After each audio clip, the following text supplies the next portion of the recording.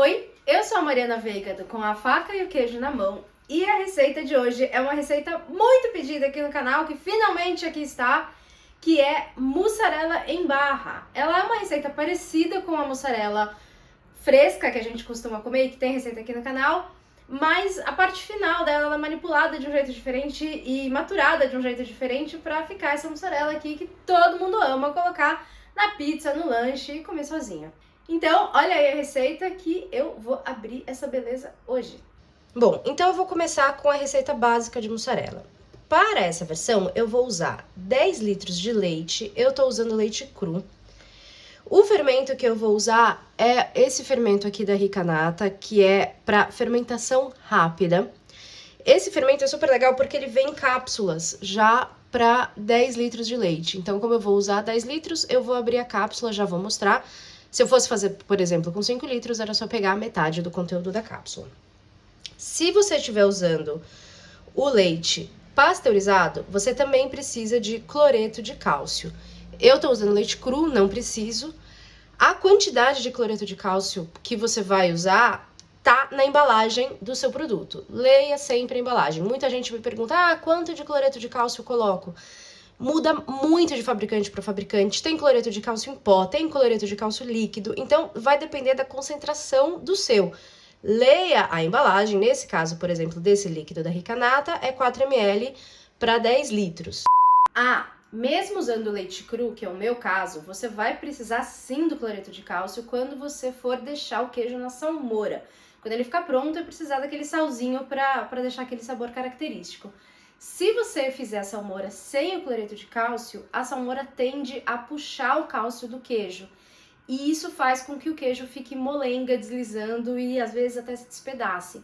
Então muita gente me escreve falando, nossa, meu queijo saiu da salmoura meio que se desintegrando. É falta de cloreto de cálcio. Então quando a gente faz a salmoura, a gente coloca o cloreto de cálcio para já deixar cálcio na água e a água não puxar o cálcio do queijo. Isso é muito importante.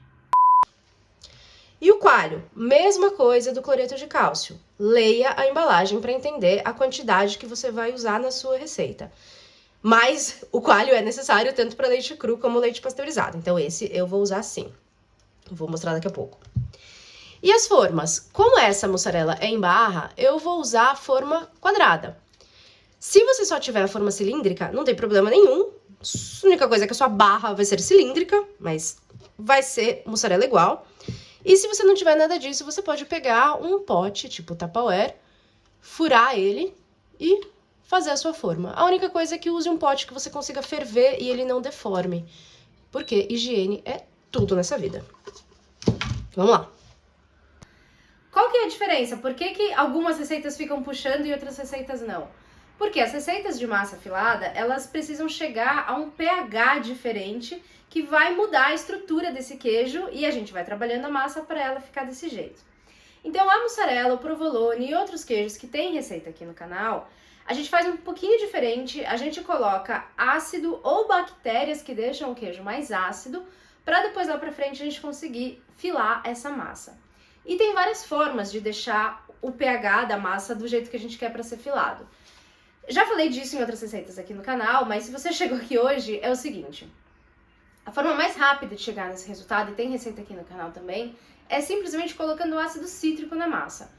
Quantidades controladas, de forma controlada, mas você coloca o ácido cítrico no leite, ele muda imediatamente, quase que imediatamente o pH do leite e você consegue filar dessa forma. As receitas mais tradicionais, elas colocam bactéria no leite para que essas bactérias atuem sobre o leite e reduzam o pH. No Brasil, é fácil encontrar as bactérias para mussarela da Ricanata. E a Ricanata tem dois tipos de bactérias, as bactérias de fermentação longa e as bactérias de fermentação rápida. Nessa receita, eu vou usar a fermentação rápida, que em mais ou menos 3 horas já consegue transformar o pH e dar o ponto que a gente precisa para filar.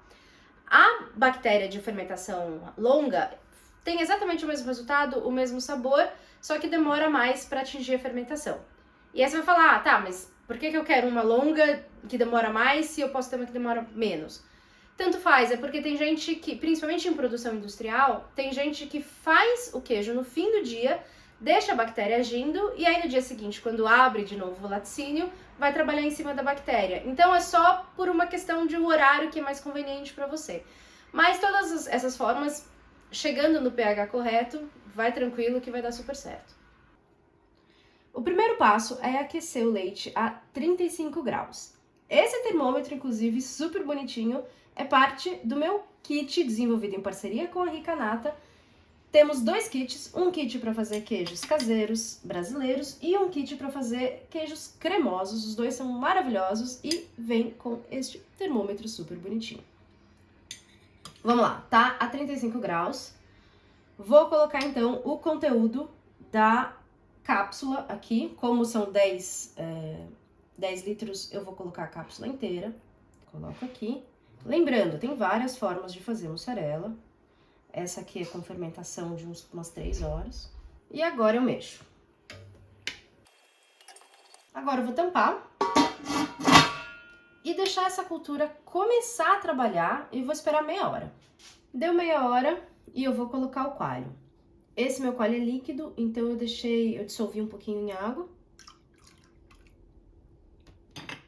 E mexo por uns 30 segundos. Se você estiver usando o leite pasteurizado, você, antes de colocar o coalho, coloca o cloreto de cálcio, mexe bem e aí sim coloca o coalho. Se você tiver o meu kit de queijos brasileiros, o coalho, você pode usar o coalho do kit. E o cloreto de cálcio também. E agora eu vou tampar e deixar agindo por pelo menos meia hora até o coalho funcionar. Já vou mostrar como é. O tempo também de ação do coalho depende um pouco de acordo com a marca. Esse aqui da Rica Nata, ele é bem rápido, em meia hora ele já coalha. Mas eu vou mostrar como que a gente vê se já tá no ponto. Deu meia hora e como eu sei que a minha massa tá no ponto? Quando eu coloco uma lâmina e ela sai limpa, tá vendo? Tá ótimo, é o que eu chamo de consistência de pudim. O que a gente faz agora? A gente vai cortar essa massa em quadradinhos de uns 1,5 centímetro de lado.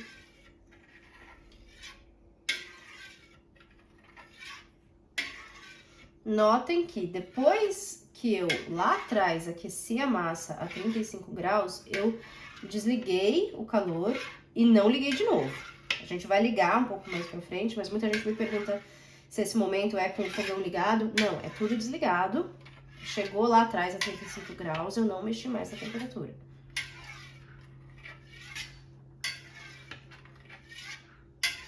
Esse corte é o primeiro passo pra gente dessorar toda essa massa, que é uma coisa super importante para fazer queijo. Depois que eu cortei assim e assim, eu posso passar um pouco assim também para cortar o mais na horizontal possível que eu conseguir aqui na panela. E também com a panela desligada, eu vou mexer tudo isso aqui por 10 minutos. 10 minutos depois, olha só como já fica diferente, como os grãos ficam menores. Agora sim eu vou aquecer um pouco a minha massa. Eu olhei aqui no termômetro, ela caiu 1 grau de temperatura, porque essa panela aqui, ela é bem grossa e tava tudo tampado, então preservou bem o calor. Mas eu vou precisar subir essa temperatura agora a 42 graus. Então eu aumento aqui a temperatura do meu fogão e vou mexendo o tempo inteiro para garantir que vai estar de forma uniforme essa nova temperatura. E que ela vai conseguir chegar igualmente a todos esses meus grãozinhos aqui de queijo. Essa fase, ela é importante, tanto para ajudar a liberar o soro da massa, como também para chegar na temperatura ideal, para que as bactérias que eu coloquei aqui no começo se desenvolvam mais e deixem o queijo mais ácido, que é um fator super importante para dar certo qualquer massa filada que a gente faça. Chegou a 42, vou desligar o calor. E agora eu vou mexer por mais 5 minutos para ter certeza que todos esses grãozinhos aqui vão chegar na temperatura que eu preciso. E olha só como ele fica. Os grãos mais secos, menores, e é assim que eu preciso mesmo. Então agora eu vou deixar essa massa afundar Vou tampar e vou esperar acidificar. O tempo de acidificação varia bastante de acordo com o fermento, como eu já expliquei. Esse aqui leva de 3 a 4 horas, então daqui 3 horas eu vou voltar para fazer o teste para ver se está no ponto. E eu vou mostrar como é esse teste. Então, como que a gente faz o teste do ponto? Eu pego um pouquinho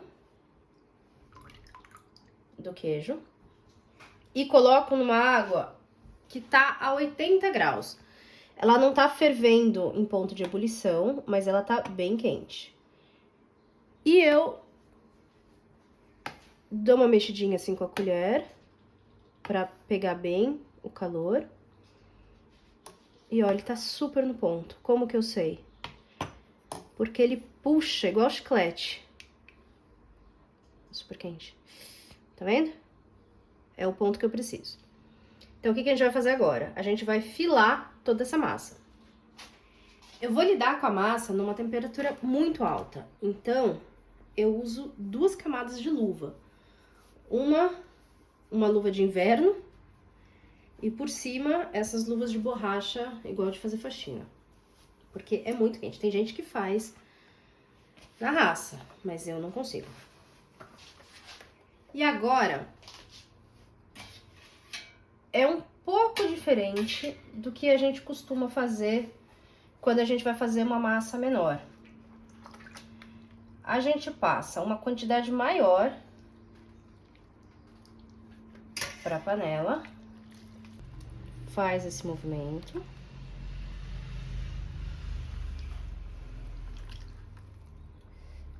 Eu devia ter colocado menos água.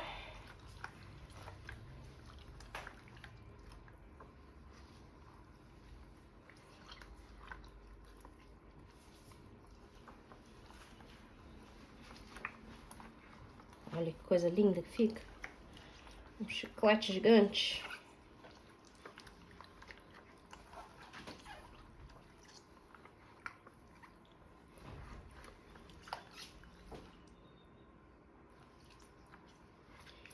E agora a gente vai filar essa massa, assim que ela pegar a temperatura.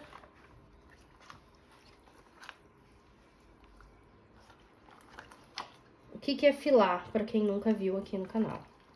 É esse movimento de esticar o chiclete, que é o que vai fazer com que a massa, com que o queijo, ele tenha essa sensação de esticar.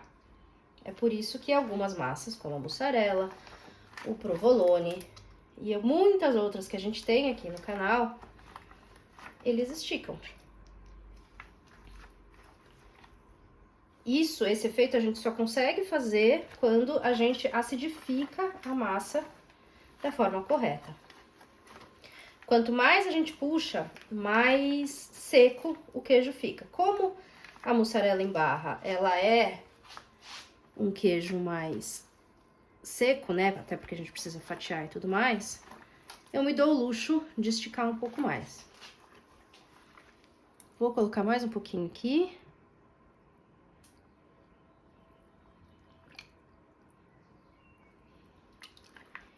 E vou pro movimento final. Olha, que coisa linda. Vou fazer aqui só pra não fazer tanta sujeira. Que é o seguinte, agora a gente precisa enrolar ele. Tá vendo? Tudo passando pra dentro. Porque não pode sobrar ar. E ele tem que ficar uma massa bem compacta. Se ela estiver perdendo a maleabilidade, coloca mais um pouquinho na água. E modela para não sobrar nenhum espaço. Aí, tô aqui com uma forma. Eu resolvi fazer na forma pequenininha, porque como eu sou descoordenada, eu não tinha certeza se eu ia conseguir fazer uma massa maior. Mas aí eu dou uma última aquecida para ela ficar bem molinha e flexível. E coloco aqui na minha forma. E ó, aperto, não vou prensar esse queijo, mas eu preciso garantir que ele vai ficar bem certinho na forma, né? Pra pegar todos os cantinhos aqui dessa nossa forma. Essa forma aqui também é da Ricanata. Tem lá no site deles pra quem quiser. Lembrando que qualquer compra, a partir de R$100 no site da Ricanata, usando o cupom Mariana Veiga, você ganha um desconto de 5% na sua compra. E ajuda o canal. Então, ó, é isso. Sobrou bastante queijo aqui ainda, afinal eu tô fazendo 10 litros. E agora eu vou aproveitar e fazer umas mussarelinhas normais, que eu gosto também.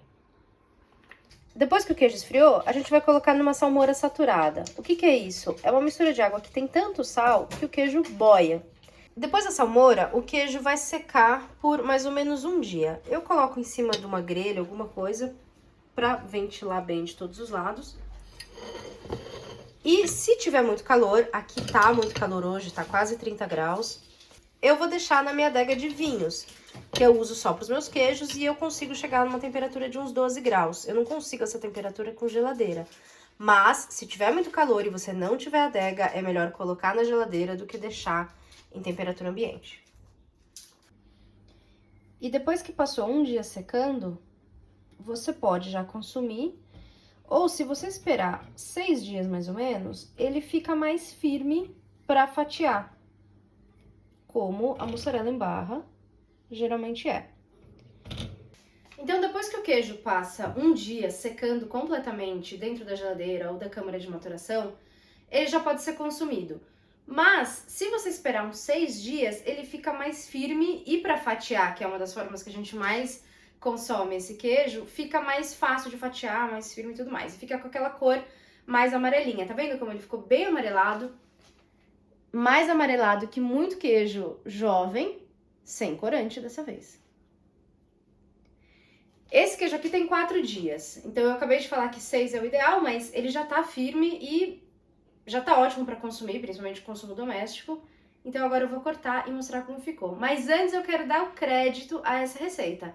Essa receita aqui eu peguei do site da Ricanata. A Ricanata tem receitas de alguns queijos.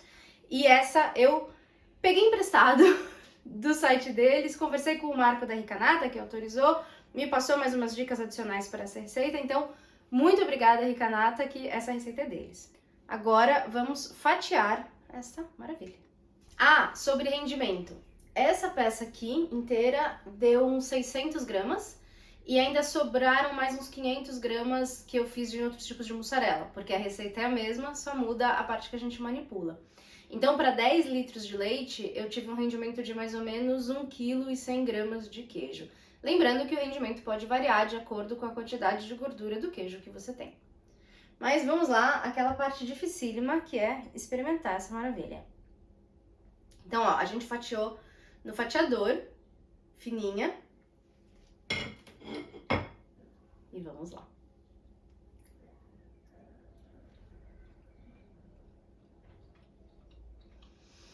Saborosíssima. Eu acho que é mais gostosa do que a mussarela do mercado. Porque ela fica com um sabor mais cremoso, um sabor mais de creme. Como é aquele sabor que a gente gosta tanto da mussarela fresquinha. Então ela não ficou tão ácida, tão forte. Ficou suave e ficou maravilhosa. Vai dar um lanche maravilhoso com isso aqui. Se você gostou dessa receita, dê o seu joinha aqui nesse vídeo, siga o nosso canal, compartilhe a receita com quem você gosta, com quem gosta de fazer queijo, com quem quer se aventurar nesse mundo novo que é uma delícia. E considere também se tornar um membro aqui do canal. Acessando esse vídeo pelo computador, tem um botão aqui embaixo escrito Seja Membro, e aí você vai conhecer todas as formas de ser um membro apoiador aqui do canal. Um beijo, um queijo.